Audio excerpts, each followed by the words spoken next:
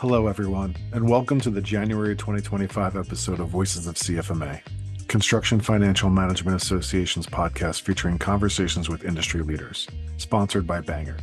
I'm your host, Sal Marino, CFMA's Director of Communications, as well as an assistant editor for CFMA Building Profits magazine.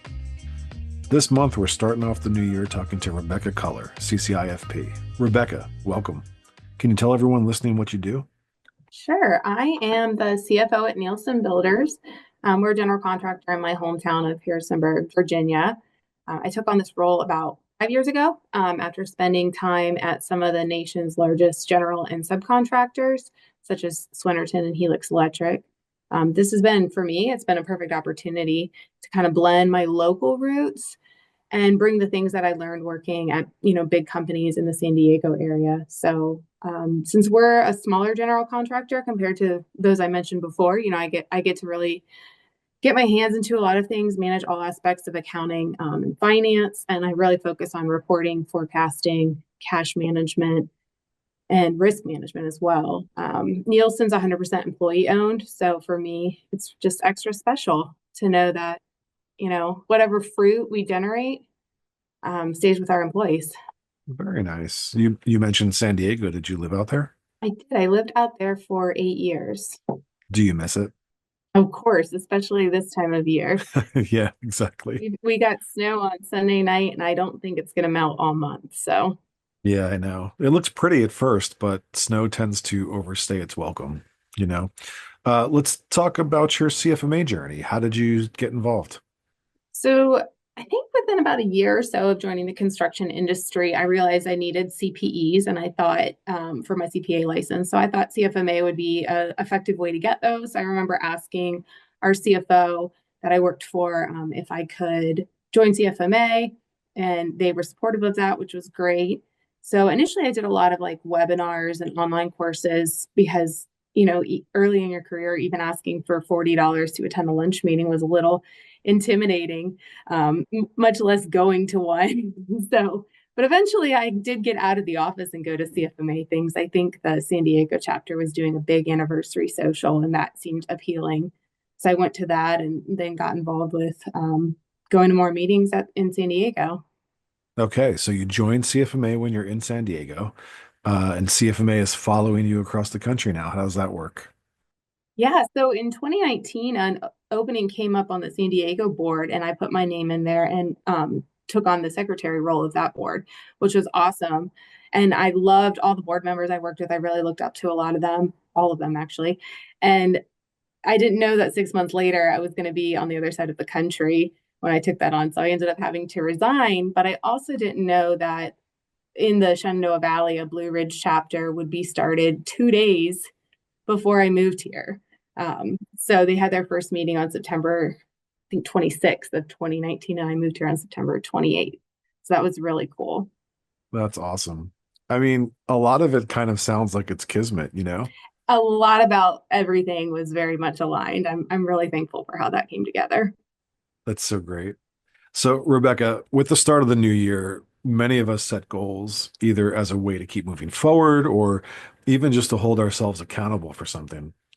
I think pursuing a designation like the CCIFP is a great example of that. And you're a CCIFP. So let me ask, what motivated you to set this goal and take on that challenge? Sure, and it's been a little while, so I had to think about this, but I think I made that decision in 2016. I was being groomed to take on a controller role, so I think I wanted to prove that I really knew my stuff about the industry, which is why I decided to study for and take the CCIFP. Just like my prior story, what I didn't know is that a few months later, I was actually going to be changing companies, find out I was pregnant. So my studying didn't really go quite how I planned it, but fortunately, I did a lot up front before all of the chaos came together. And back then, you had to take the exam in person. So it was at the Southwest Regional, which happened to be in San Diego that year. So I think because I knew I had to take it that day in person, it forced me to buckle down and take the exam. So I'm thankful how that worked out. And I got it knocked out before becoming a mom. But just because you're a parent doesn't mean you can't do it.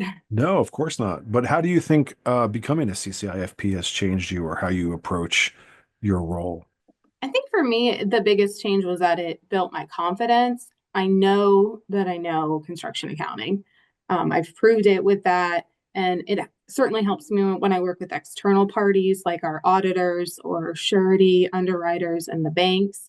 I've been able to tweak some fees and programs that we have based on, having that credential. That's something that those third parties really rely on and take very seriously. And I think with my confidence too, it's integrated well with CFMA that when our chapter, the Blue Ridge chapter, went virtual, just like all of them pretty much during Right. COVID, we had to come up with content and meetings in a different way.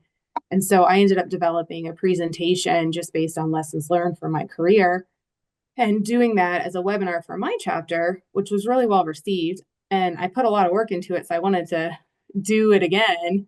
So I've ended up gotten to do that at the regional and national levels, and even for other associations like NAWIC and the ESOP Association. So just having that confidence has just kind of steamrolled some opportunities.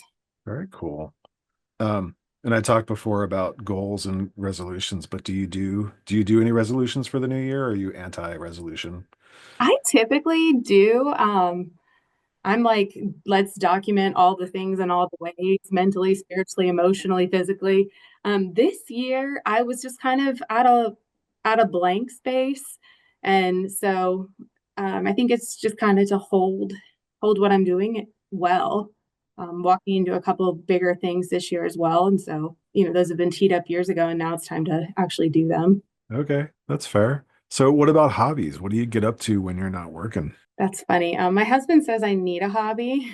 Do you want to brainstorm some while we're here? I think he thinks I should like knit or something. I don't know. I got an adult coloring book, I think 7 or 8 years ago, and I found it the other day, and I realized I have not colored a single page. So I don't know that that one's going to be it, but I am very extroverted, and then obviously doing accounting is more kind of spreadsheets and analytical. So when I'm not working, I my hobby is people. I love to be around people, go to coffee, go for walks.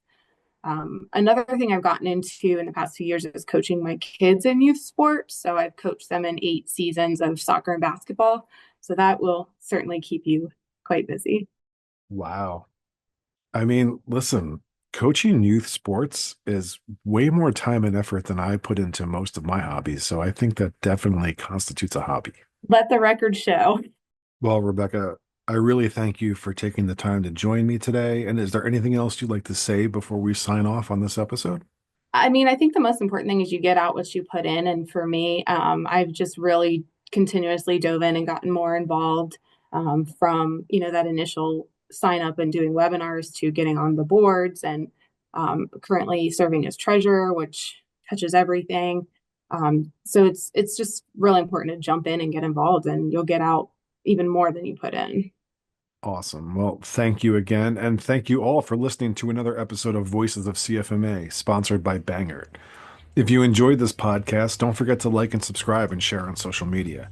And if you're interested in learning more about the Construction Financial Management Association, check out CFMA.org.